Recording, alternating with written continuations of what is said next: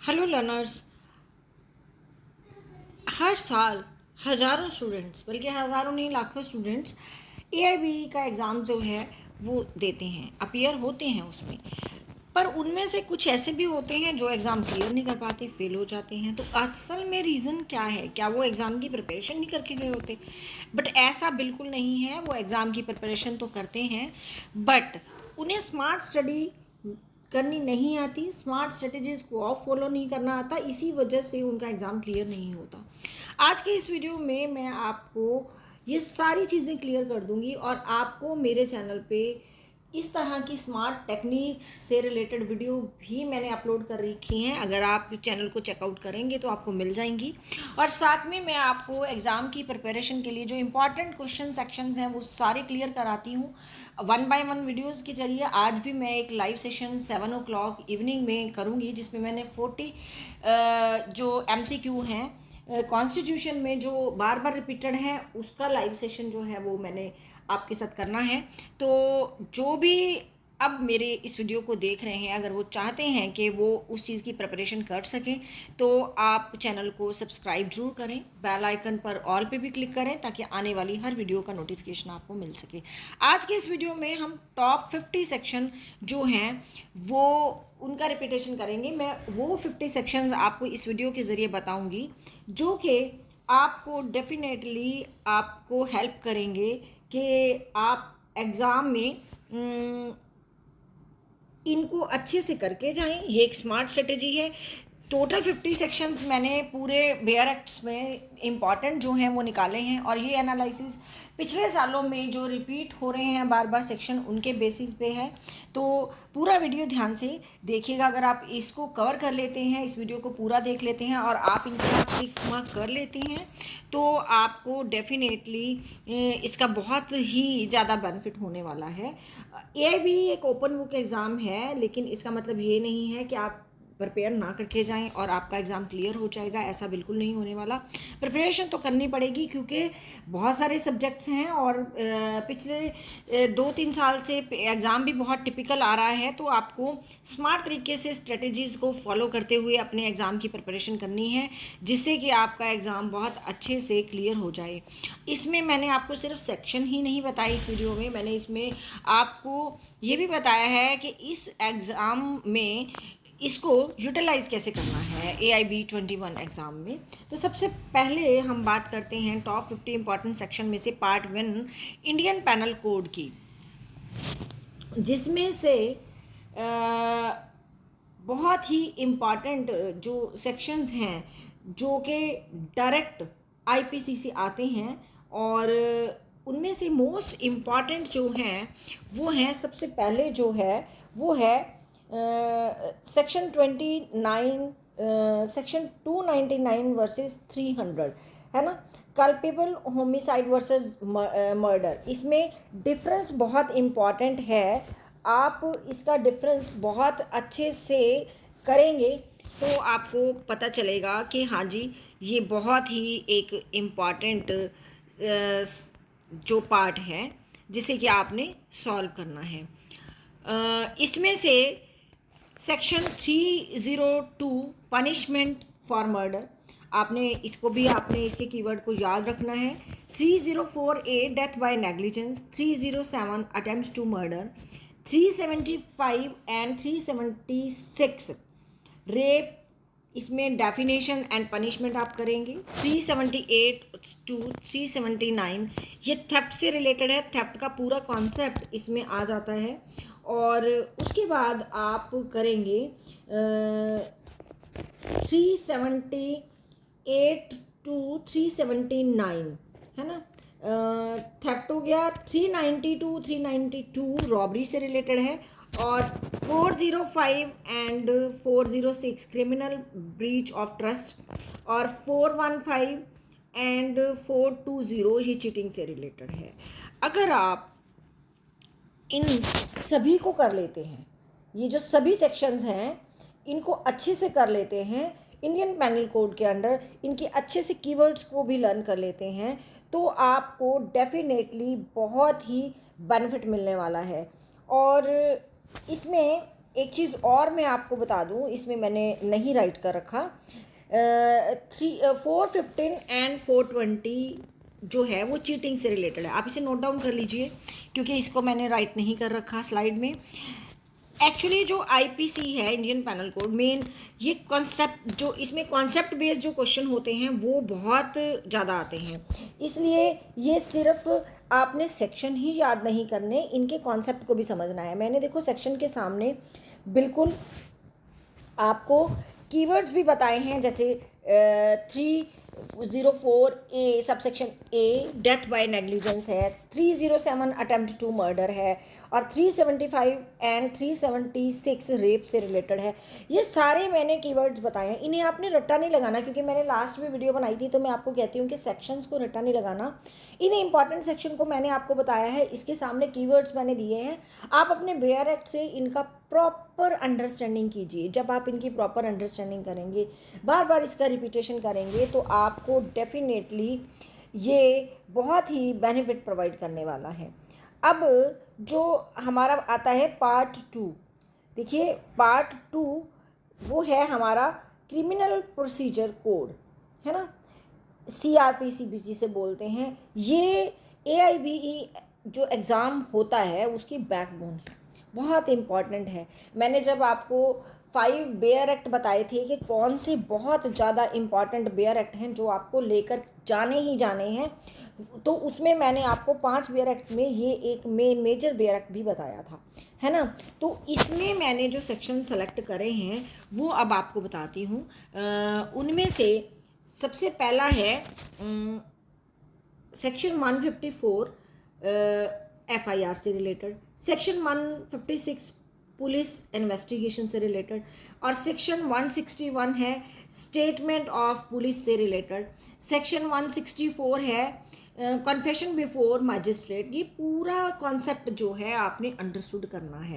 Section 167 police custody, section 173 chargesheet, और section 190 cognizance bye magistrate, है ना। तो उसके बाद आता है सेक्शन 204 जो हमने है इशू ऑफ प्रोसेस।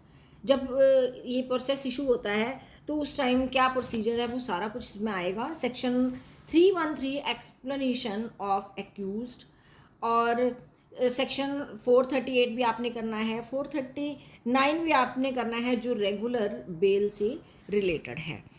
तो ये सारे सेक्शन बहुत इम्पॉर्टेंट हैं।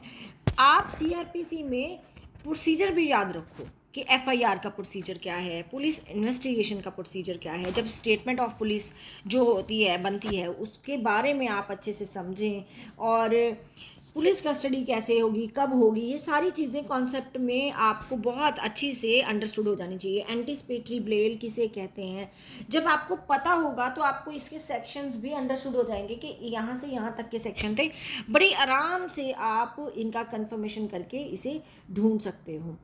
FIR से लेकर ट्रायल तक का जो फ्लो होता है वो आपके लिए समझना बहुत ज़्यादा ज़रूरी है। अब हम यहाँ पे पढ़ेंगे पार्ट 3। पार्ट 3 में आता है सिविल प्रोसीजर कोड CPC, है ना।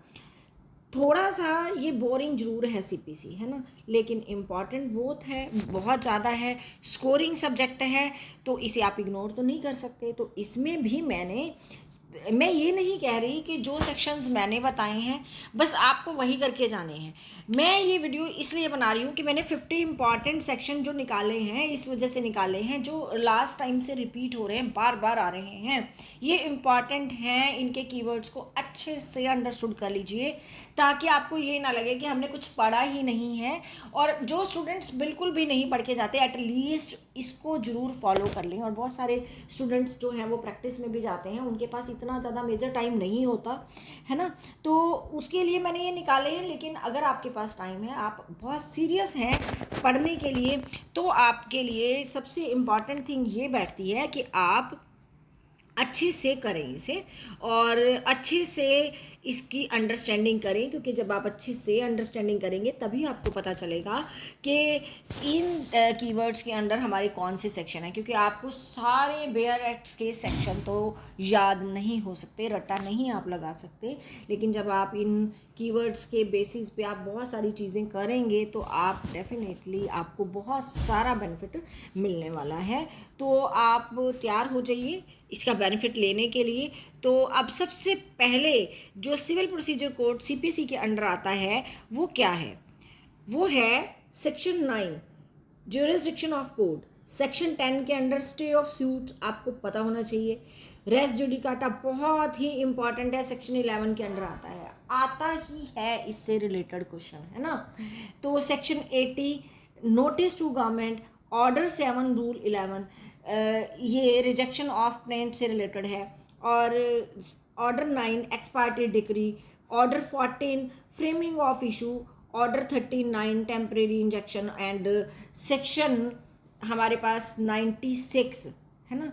सेक्शन जो 96 है वो आता है फर्स्ट अपील। अब इसमें मैंने सेक्शन 100 नहीं कवर करा, सेक्शन 100 भी बहुत इंपॉर्टेंट है, इसमें सेकंड अपील के बारे में होता है, तो आपको उसके बारे में भी बहुत अच्छे से पढ़ लेना है। सेक्शन 96 फर्स्ट अपील से रिलेटेड होता है, और सेक्शन 100 जो है उसमें सेकंड अपील, और इसका पूरा प्रोसीजर आपने पढ़ना है, क्योंकि देखिए हेडिंग क्या है, पार्ट 3 जो मैंने बताया है सिविल प्रोसीजर कोड, है ना।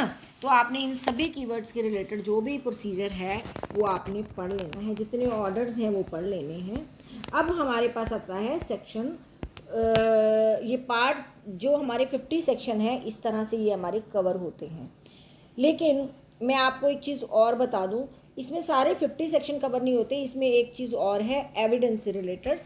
एविडेंस एक्ट से रिलेटेड जो सेक्शन है वो मैं सिर्फ आपको बोल के ही बता रही हूँ, और आप ज़रा इसको नोट डाउन कर लीजिए। सेक्शन 24 to 30 कॉन्फेशन से रिलेटेड है, सेक्शन 32 डाइंग डिक्लेरेशन से रिलेटेड है, सेक्शन 45 एक्सपर्ट ओपिनियन से रिलेटेड है, और यहाँ पे हमारे पास सेक्शन 59 to 60 ओरल एविडेंस से रिलेटेड है, और सेक्शन 65 भी आपने ज़रूर करना है electronic evidence, section 73 signature verification, section 101 to 104 burden of proof, और सेक्शन 114 प्री अजम्पशन, है ना। ये बहुत ही इम्पॉर्टेंट सेक्शन है। एविडेंस से रिलेटेड जो बेयर एक्ट है वो बहुत ज़्यादा इम्पॉर्टेंट है, पढ़ के जरूर जाना है, आपने इसको छोड़ना नहीं है।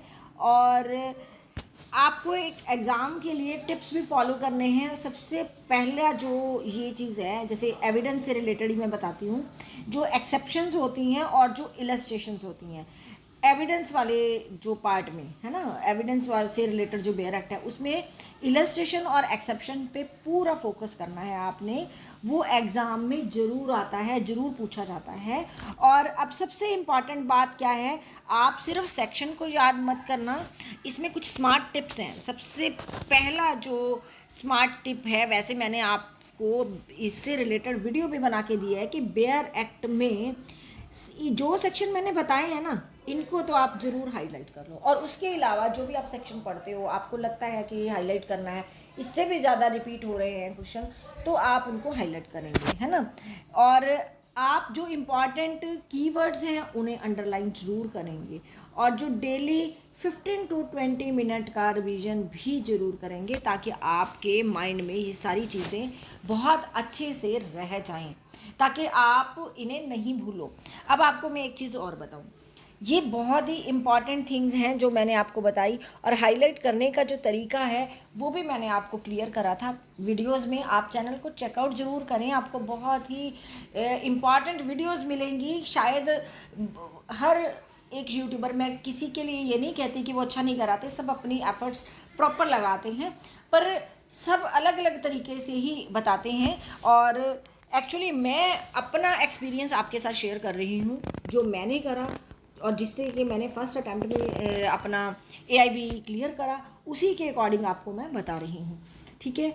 और अब हमारे पास अगर 50 सेक्शन जो मैंने आपको बताए हैं आपने कवर कर लिए, तो AIB क्लियर करना बिल्कुल भी मुश्किल नहीं होगा। और आप एक काम और कर सकते हैं, इस वीडियो को ज़रूर सेव करें और इसे डेली रिवाइज भी करें, और आपकी प्रिपरेशन के लिए एक शॉर्टकट है ना। और ये PDF मैं आपको अपने टेलीग्राम चैनल पे भी दे दूँ।